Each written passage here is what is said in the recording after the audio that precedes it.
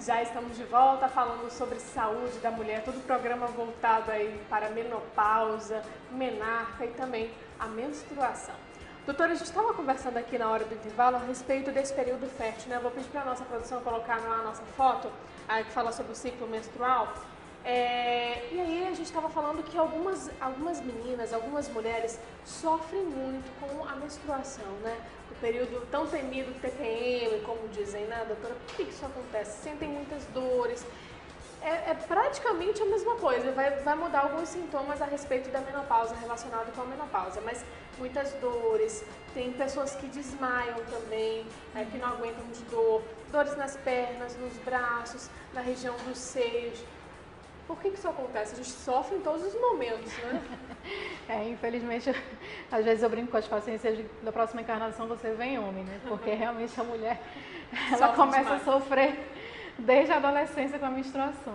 Né? O que a gente chama de TPM, ou seja, tensão pré-menstrual, nada mais são do que alterações hormonais que acontecem próximo do período menstrual e que realmente podem causar dor de cabeça, irritabilidade, aumento dos seios, né? Os seios ficam doloridos. Às vezes tem pacientes que chegam a ganhar 1 quilo, 1,5 kg por retenção de líquido realmente, né? São sintomas que realmente chegam a se parecer às vezes com o climatério, né? Às vezes tem paciente que fica deprimida, tem paciente que começa a chorar assistindo filme quando está acontecendo pré-menstrual. É até bem engraçado. E às vezes a gente precisa deixar essas pacientes sem menstruar. Né? Quando os sintomas são muito fortes realmente, a ponto de prejudicar a qualidade de vida, de prejudicar a mulher a ir para o trabalho, que tem mulher que deixa de trabalhar todo mês.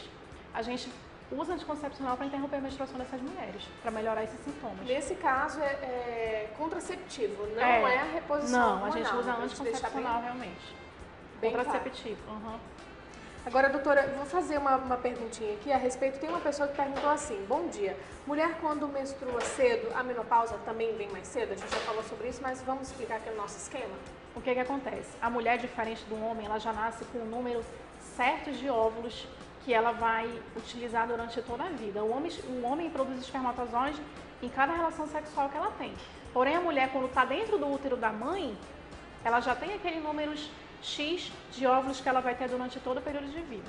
E o que acontece? A cada menstruação não é somente um óvulo que ela libera, né? Ela recruta vários folículos que a gente chama e um óvulo é escolhido para ser ovulado, para ser retirado do ovário e ir para dentro da trompa e ser fecundado dentro do útero.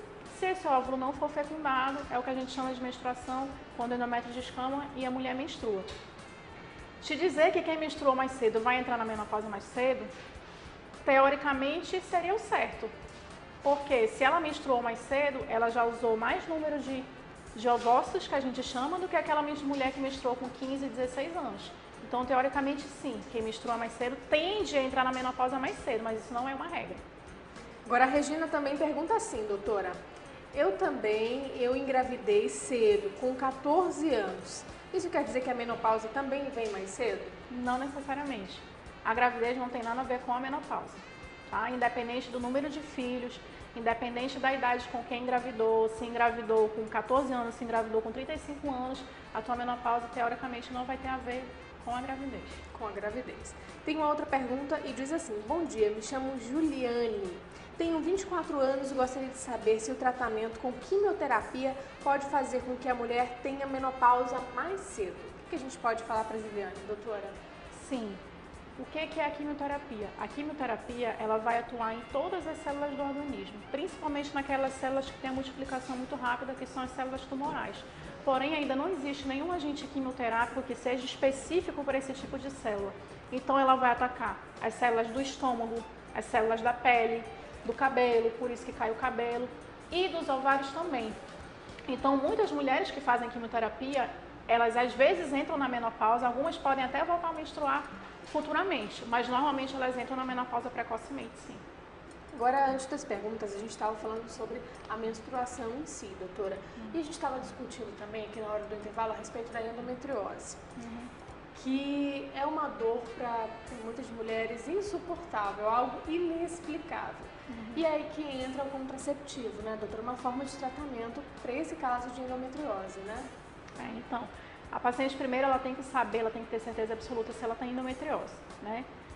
O principal exame para saber se tem endometriose é a videolaparoscopia, que é uma cirurgia que você introduz uma câmera dentro da barriga da paciente e você vai ver realmente se tem focos de endometriose. O que é a endometriose? Nada mais é do que aquelas células que deveriam estar dentro do útero, estão localizadas fora do útero. Existem várias teorias para que isso aconteça. Uma delas é que o sangue, que deveria estar descendo pela vagina todo mês, ele também está saindo pelas trompas, e as trompas têm comunicação com a cavidade abdominal. Então essas células que estão saindo pelas trompas, elas se depositam nos ovários, elas se depositam no intestino, às vezes elas se depositam em cima da bexiga, e a cada menstruação, a mulher vai sentir dor nesses lugares. Então tem mulher que sente dor nas costas, tem mulher que sente cólicas horríveis, tem mulher que sente dor para fazer xixi, tem mulher que tem diarreia, mas assim, não é qualquer cólica que é endometriose. Existem pacientes que têm cólica, mas não têm endometriose. Mas lógico que aquelas pacientes que têm uma dor incapacitante de realmente ficar deitada na cama, de não conseguir se mexer, precisam ser investigadas. Em relação ao tempo da menstruação, o que seria normal? Porque algumas mulheres relatam que passam 5 dias, 7 dias, 10 dias ou até mais menstruadas. A gente considera fluxo normal de 3 dias até 7 dias. Menos do que isso é considerado pouco, né? E mais do que isso já é considerado que tem alguma coisa de errado. A gente precisa investigar se essa paciente não tem mioma, se ela não tem pólipo. Precisa ser investigado. Nesse caso também é utilizado um tipo de tratamento até mesmo para regular essa menstruação, né, doutora? Para melhorar a qualidade de vida dessa mulher. Sim. Em relação à endometriose, também às vezes a gente usa anticoncepcional que a gente chama de contínuo. São anticoncepcionais que a gente não dá intervalo justamente para que a mulher não menstrue e não apresente esses sintomas de dor. Mas às vezes também precisa de tratamento cirúrgico. Né? Durante a laparoscopia, se for evidenciado algum foco de endometriose, a gente pode usar o bisturi elétrico para cauterizar esses focos, para diminuir as dores que essa paciente tem. Porque a gente estava falando, inclusive, que a pessoa, no caso de endometriose, quando menstrua, pode evoluir essa endometriose, né? Pode aparecer outros focos. Quanto mais vezes ela menstruar, mais sangue vai refluir pelas trompas e mais células vão ser depositadas dentro da cavidade abdominal dela. Então, o ideal é que realmente a menstruação seja interrompida. Uma coisa para deixar claro, endometriose não impede ninguém de engravidar. Assim como o ovário policístico também não impede ninguém de engravidar. Não adianta a pessoa ser diagnosticada com endometriose ou com ovário policístico e achar que não vai engravidar, isso é um mito. O paciente pode engravidar sim. Bom, doutora, nós temos outras participações e diz assim: olá, bom dia. Queria saber da médica o caso da minha mãe. Ela teve um mioma e retirou o ovário e o útero. Ela quer saber se terá problemas maiores na menopausa. Ela tem 55 anos. Bom, 55 anos provavelmente ela já teria entrado na menopausa por conta da idade dela, né? Ela precisa fazer uma dosagem hormonal para ver se o outro ovário ainda está funcionante ou não. Porque mesmo que a pessoa esteja somente um ovário, esse ovário ele é capaz de suprir o outro ovário que foi retirado, né? Ela está considerada menopausa cirúrgica, porque foi retirado o útero dela, então ela parou de menstruar. A gente considera menopausa cirúrgica. Mas para saber se ela precisa fazer terapia de reposição hormonal ou não, a gente precisa saber dos sintomas que ela tem, né? Se ela tem fogacho, se ela tem insônia, que tipo de sintomas que ela tem para a gente avaliar que tipo de terapia que a gente precisaria fazer. A gente estava falando aqui a respeito dos mitos de verdade sobre a menopausa, né, doutora? Que é possível engravidar sim, que muitas mulheres acabam deixando de lado a camisinha e até mesmo o anticoncepcional, outros métodos contraceptivos, e aí acabam engravidando porque acham que interrompeu a menstruação, passou 5 meses, 6 meses, não é bem assim, né? Isso acontece a mesma coisa com o anticoncepcional. Algumas mulheres relatam que engravidaram tomando anticoncepcional. Isso pode acontecer, doutora? Todo método contraceptivo, inclusive laqueadura e vasectomia, tem o seu índice de falha. Se você pegar a bula de qualquer remédio, de qualquer método contraceptivo, ele vem dizendo o índice de falha. Quantas mulheres em cada 1000 mulheres engravidaram usando corretamente aquele método. Porém, a gente tem que investigar se a paciente realmente usou corretamente. Que uma coisa é ela te dizer que ela estava tomando anticoncepcional, outra coisa é você saber se ela estava usando da maneira correta. Você orienta que ela sempre, no caso de pílula, que ela sempre tome a pílula tal hora da noite, que ela não esqueça nenhum dia. Tem pílulas que se você esquecer 2 dias, você já está correndo risco de engravidar. Assim como o anticoncepcional injetável. Tem gente que, eu vou tomar no meu 8º dia do ciclo. Tudo bem, é assim que está escrito na bula, mas o teu ciclo, como eu expliquei no início, não é um relógio. Você não vai menstruar sempre naquela data para você tomar no 8º dia. No 8º dia você já pode estar correndo o risco de engravidar. Agora, se eu esqueci de tomar um anticoncepcional no dia, o que eu posso fazer, doutora? Se você tiver um intervalo de menos de 12 horas, digamos que normalmente as mulheres tomam anticoncepcional à noite para não esquecer. Se o teu horário de tomar é 8 horas da noite e no outro dia de manhã você lembrou que você não tomou, você toma normal de manhã, esse comprimido que você esqueceu de ontem, e à noite, nesse dia, você toma o seu comprimido normal, sem problema nenhum. E no caso de 2 dias, já é mais preocupante, né? Se você esqueceu o anticoncepcional 2 dias, primeiro que você corre o risco de sangrar, né, da tua menstruação descer, e segundo que você já está correndo risco, então é melhor você associar o método de barreira com o preservativo. Agora tem uma pergunta falando a respeito da pílula do dia seguinte, se ela pode desregular essa menstruação, por exemplo, doutora? Pode. O que acontece? A pílula do dia seguinte, na verdade, ela foi inventada para pacientes que sofriam abuso sexual, ou seja, para pacientes que eram estupradas, para evitar que essas pacientes tivessem gravidez indesejada. E o que acontece com a pílula do dia seguinte? A dosagem de hormônio dela, em 2 pílulas, é quase a quantidade de hormônio que tem numa cartela de anticoncepcional. Por isso que as pacientes normalmente sentem muita náusea, sentem muitos efeitos colaterais, porque a dosagem de hormônio é absolutamente grande. Então, o que acontece? Quando você tem um pico hormonal muito grande, você pode fazer com que a ovulação da paciente atrase e, com isso, que uma menstruação fique mais espaçada da outra. Então, quando chega a paciente no consultório questionar, doutora, eu estou não sei quanto tempo sem menstruar, você pergunta, você tomou a pílula no dia seguinte? Ela vai te dizer, tomei. É por isso. Vamos esperar mais um pouco, até que o teu organismo se livre de toda essa carga hormonal que você recebeu, para a gente poder começar um novo método contraceptivo. Porque quem usa a pílula no dia seguinte provavelmente é uma pessoa que não estava se prevenindo, né? E a gente sempre orienta que use o preservativo, né? Mesmo quem esteja usando anticoncepcional. Inclusive a gente conhece um pouco a respeito, a gente já até apresentou aqui no Estilo de Vida o aspecto do anticoncepcional. Eles apresentam 21 pílulas ou chegam a 30, e aí a gente consegue ver toda essa cartela em uma pílula, no caso da pílula do dia seguinte. É realmente muito grande. É muita quantidade de hormônio. Existem os anticoncepcionais que são de 21 comprimidos, que você para 4 dias, ou para 7 dias. Existem de 24 comprimidos que você para 4 dias. E existem aqueles que são contínuos que você não para, que é aquelas pacientes que não podem ou não querem menstruar.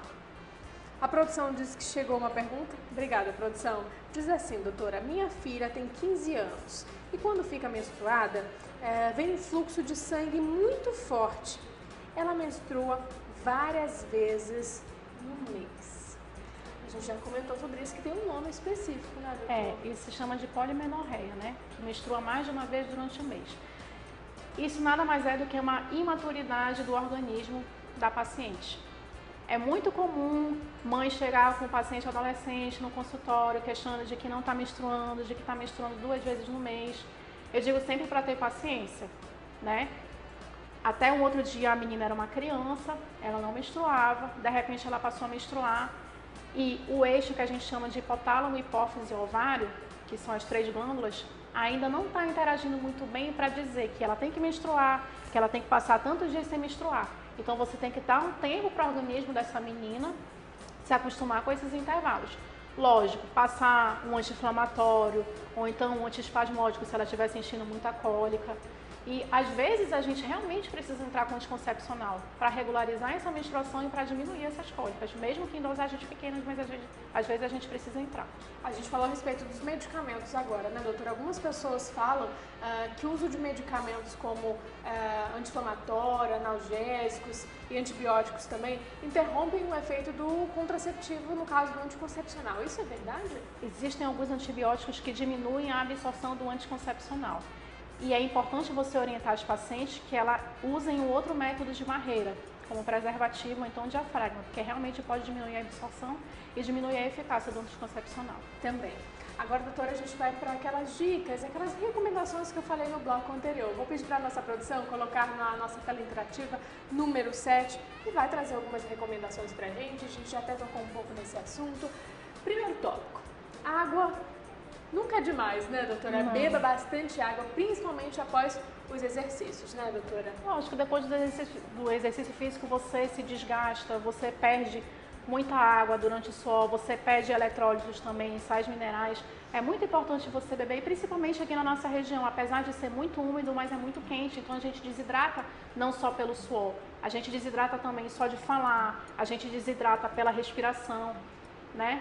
E pacientes na menopausa, elas têm mais tendência a fazer infecção urinária, por conta de alterações urogenitais mesmo do ressecamento vaginal. Então, quanto mais água você beber, é melhor para isso. Usar roupas leves também, porque aqui é muito quente, né? Imagina, se a paciente já está tendo aqueles fogachos, um calorão de noite, se ela for sair na rua de manga comprida, ela vai morrer de calor, ela não vai aguentar. Verdade.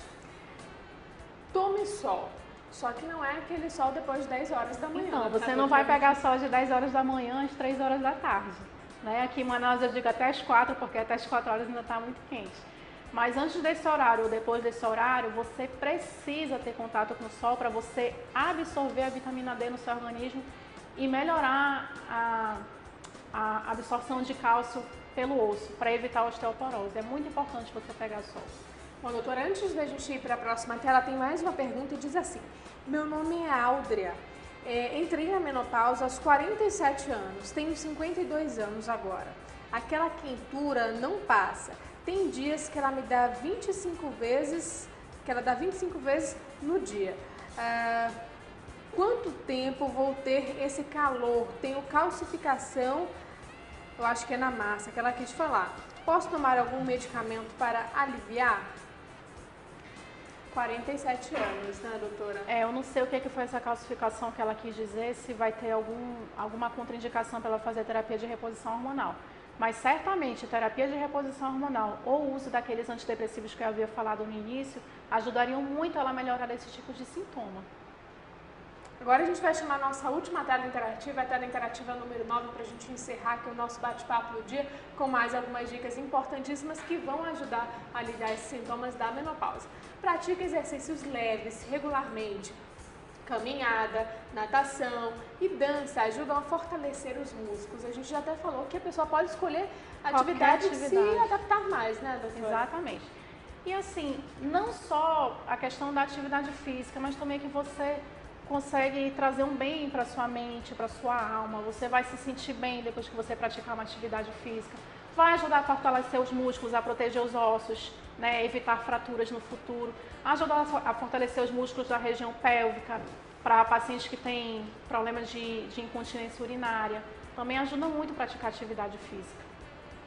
Agora, evitar o fumo, álcool e outras drogas, né? Além de uma refeição equilibrada. Evitar fumo, álcool e outras drogas é uma coisa que para qualquer idade a gente indica, né? O fumo, além dos cânceres, ele também pode prejudicar o assoalho pélvico, causando infecção, incontinência urinária, né? O uso de álcool também está correlacionado a alguns tipos de cânceres, né? Então, assim, lógico que tomar um vinho, um chopp de vez em quando para quem gosta de beber não faz mal, não dá para tomar diariamente. E fazer refeições mais leves e mais frequentemente, porque é muito ruim você ficar muito tempo em jejum. Já que o seu metabolismo está reduzido, você tem que procurar se alimentar de maneira saudável mais vezes por dia para tentar acelerar esse seu metabolismo. Bom, doutora, só respondendo, a Áudrea mandou pra gente, diz assim, calcificação na mama, isso é possível? Calcificação na mama. Tem que ver se esse tipo de calcificação tem aspecto benigno ou maligno. Mas como ela já tem qualquer tipo de alteração na mama, a gente fica com medo de fazer uma reposição hormonal. Então, o melhor para ela seria usar algum antidepressivo. Doutora, muito obrigada pela sua participação. Até a próxima. Muito obrigada. Gostei muito do nosso bate-papo. E Obrigada. para você de casa, não saia daí que nós vamos para um intervalo rápido, mas a gente volta já. Até lá.